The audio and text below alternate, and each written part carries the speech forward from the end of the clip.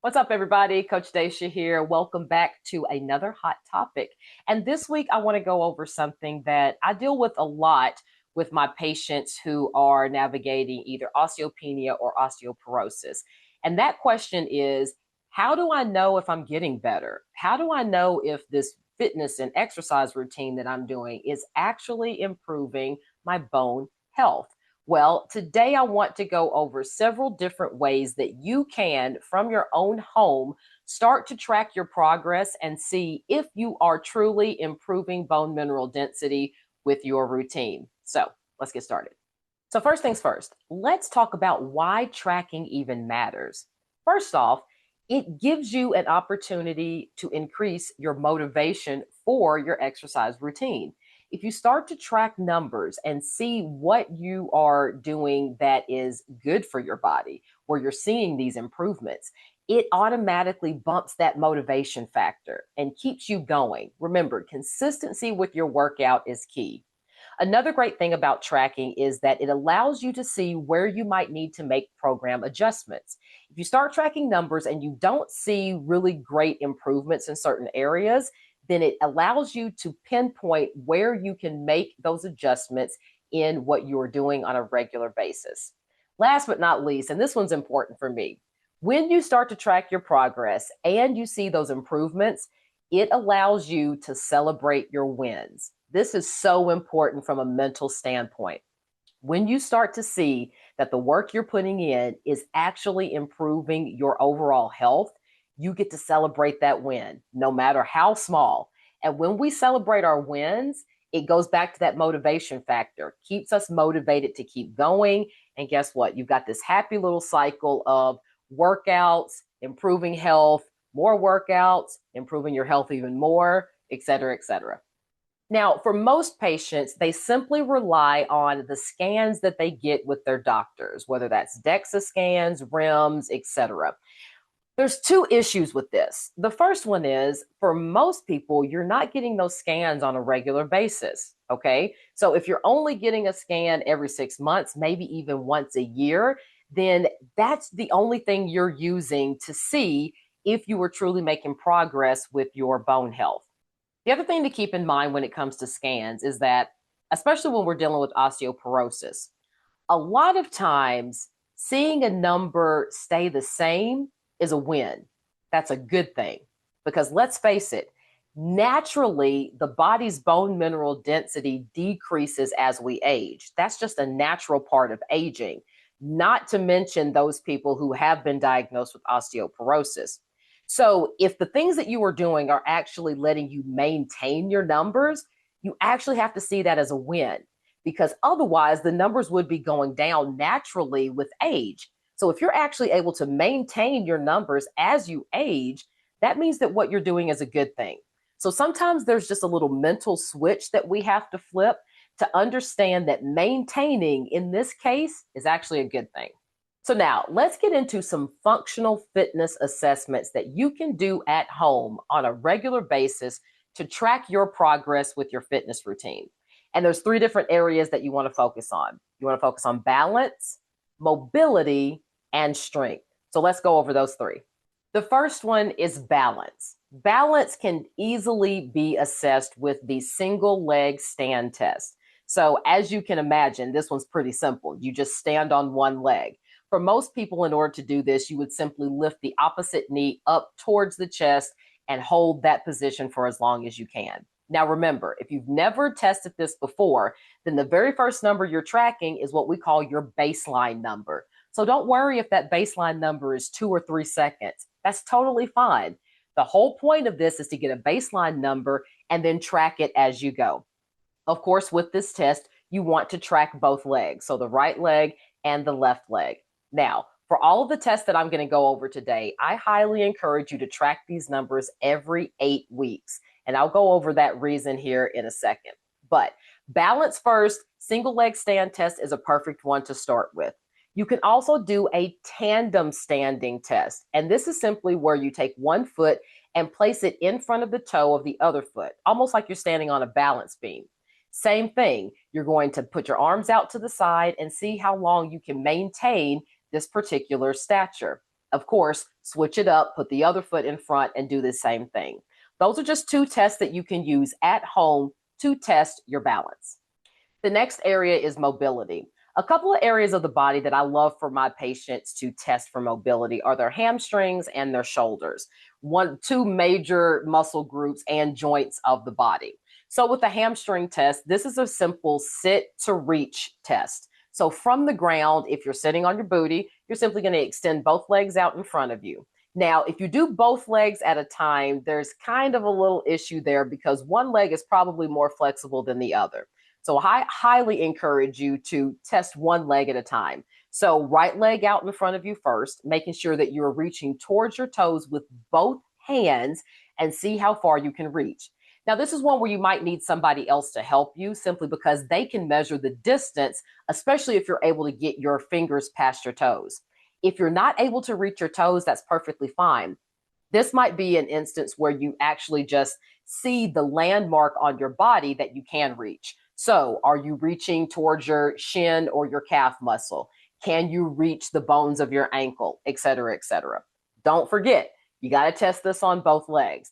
Most humans are more flexible on one side than the other, so you may see a difference there, and that's perfectly normal. But make sure that you jot down both numbers for each leg. The other one is for your shoulders, and we call this the scratch test. This is one where you're going to take one arm overhead and reach behind you. The other arm is going to come underneath, and you're going to see if you can reach and touch your fingertips. All right. Now, if you're somebody who can't go overhead because of shoulder issues, then you can simply do the bottom part of this test where you're taking the back of your hand, sliding it up your back, and seeing how far up your back you can get there. This is another one where having somebody with you who can measure the distance between your fingertips to maybe the base of your neck is going to be a good thing. Once again, do this on both sides.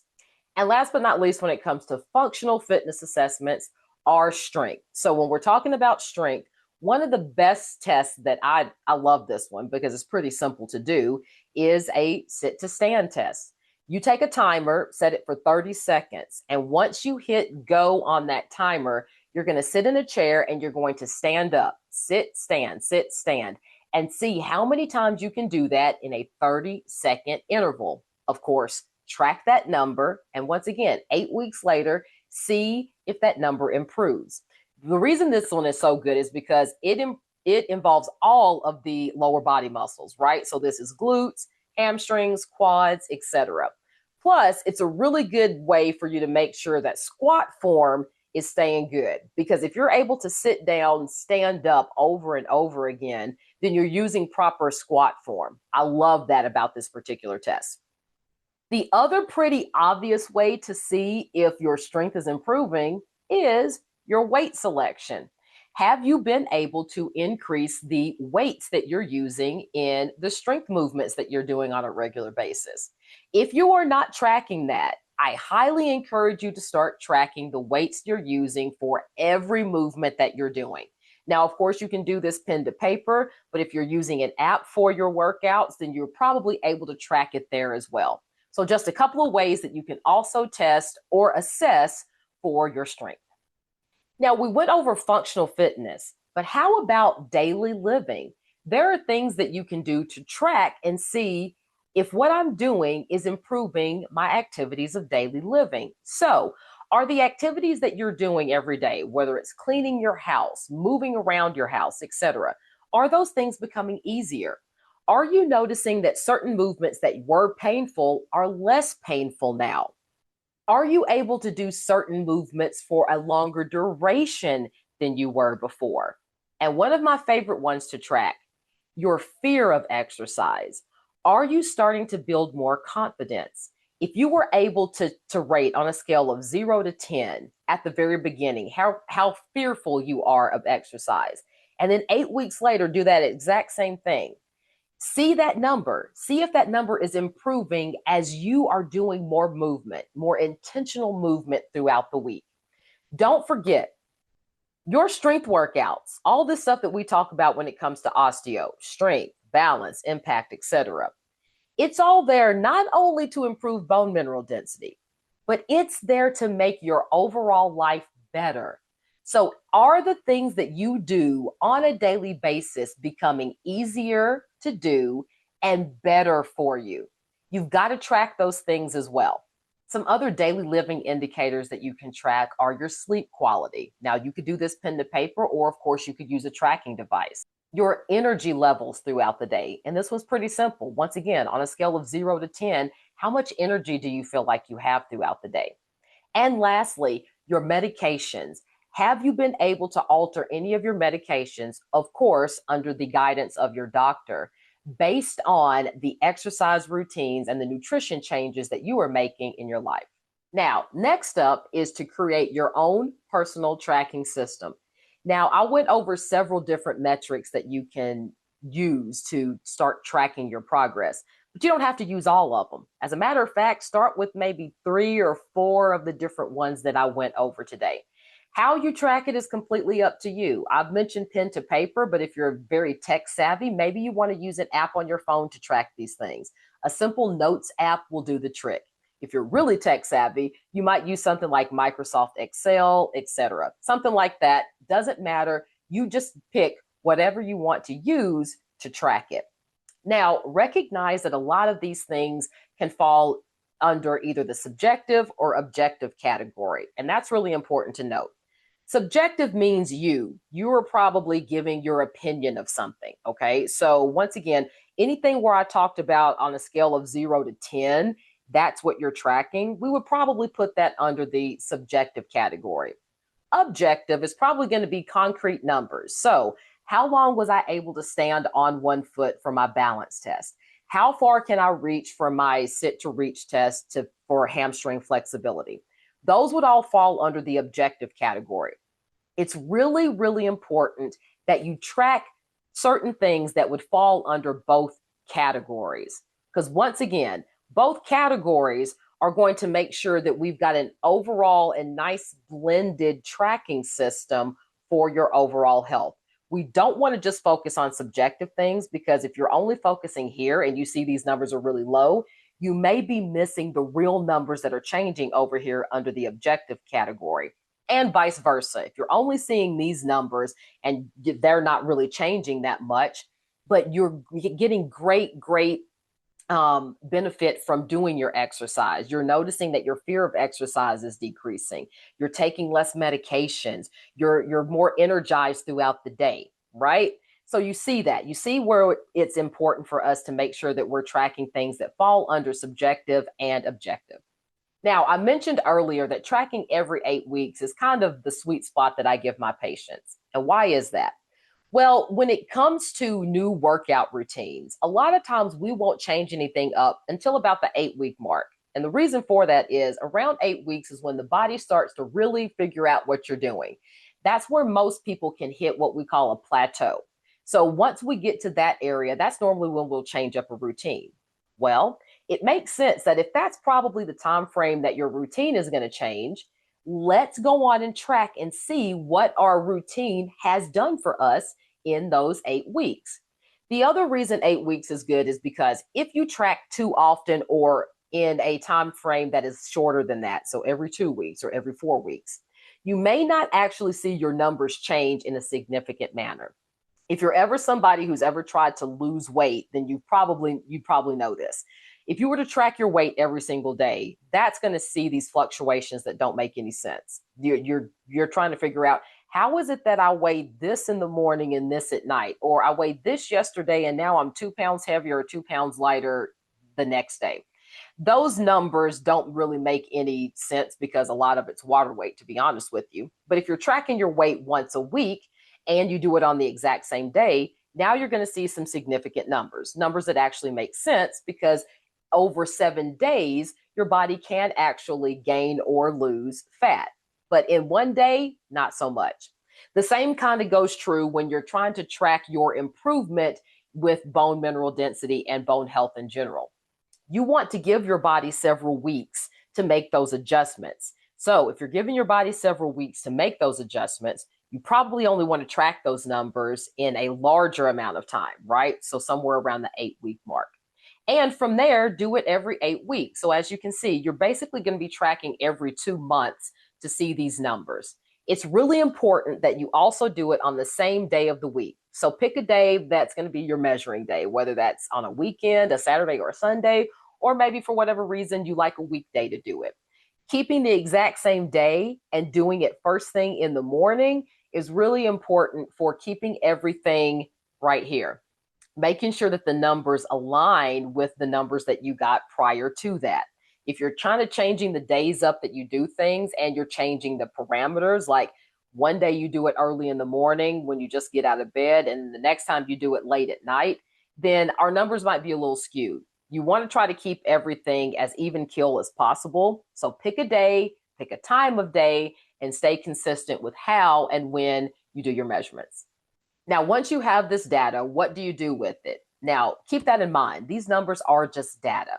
There's several things you can do with it. The first thing that I love doing with it is take this to your doctor. Show your doctor the next time you go in to see them the progress that you're making with the exercise routine you're doing.